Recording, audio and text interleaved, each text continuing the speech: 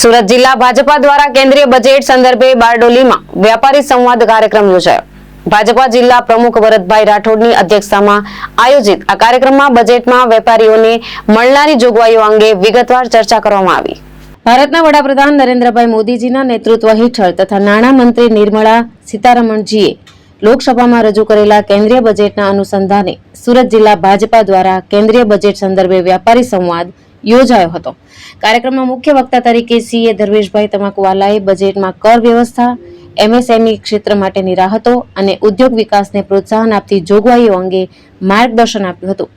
વિશેષ અતિથિ તરીકે બારડોલી ચેમ્બર ઓફ કોમર્સના પ્રમુખ પ્રદીપભાઈ અગ્રવાલ ઉપસ્થિત રહ્યા હતા અને બજેટને વ્યાપાર મિત્ર ગણાવ્યું. આ પ્રસંગે જિલ્લા મહામંત્રી જગદીશભાઈ પારેખ, અંકુરભાઈ દેસાઈ તેમજ પૂર્વ પ્રમુખ રાકેશભાઈ ગાંધી સહિત આગેવાનો અને મોટી સંખ્યામાં વેપારીઓ હાજર રહ્યા હતા.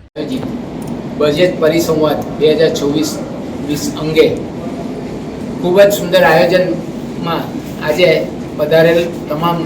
એકાઉન્ટ મિત્રો, વેપારી મિત્રો, ચેમ્બર ઓફ કોમર્સના પ્રમુખ તમામ આજે સઘન ચર્ચા પછી એક નિષ્કર્ષ પર આવી શક્યા છે કે દર વખતે બજેટમાંથી એક્સપેક્ટેશનને બદલે આ વખતે બજેટ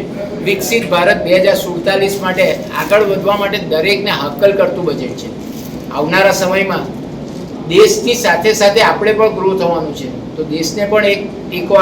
વધારે મજબૂત આપતા જઈએ અને નવા એવન્યુઝ જે એમણે પણ આજે માઇક્રોચિપથી માંડીને તમામ પ્રોડક્શન માટે દિલ ખોલીને એમણે ફંડ પોતાને ખુલ્લું મૂકેલું છે, તો તેનો મેક્સિમમ લાભ લઈને આવનારા સમયમાં બારડોલી પ્રદેશ તેમજ આજુબાજુના વિસ્તારો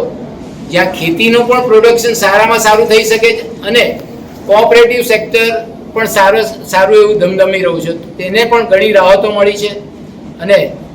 કહી શકાય કે અત્યાર સુધી આપવામાં આવેલા બજેટો પૈકીનું આ એક વધુ એક સંતુલિત બજેટ કહી શકાય, જેમાં 4.30% જેટલી ફિસ્કલ ડેફિસિટ છે, જે આવનારા સમયમાં એ fiscal deficit main 12.12 lakh crore જેટલો કેપિટલ ખર્ચા એને કારણે છે, જે આવનારા સમયમાં એ લોન રીપે કરવા તેમજ એની વ્યાજની જવાબદારીમાંથી મુક્ત થવા માટે સફિશિયન્ટ છે ને આ ફિસ્કલ ડેફિસિટ દિવસે મોદી ગવર્મેન્ટ દ્વારા નીચી કરતા આવીએ છે. એટલે સંતોલ બજેટ આપવા બદલ ને 9મી વખત નિર્મળા સીતારમણ દ્વારા જે બજેટની રજૂઆત કરવામાં આવી છે ને કર્તવ્ય ભવન ખાતે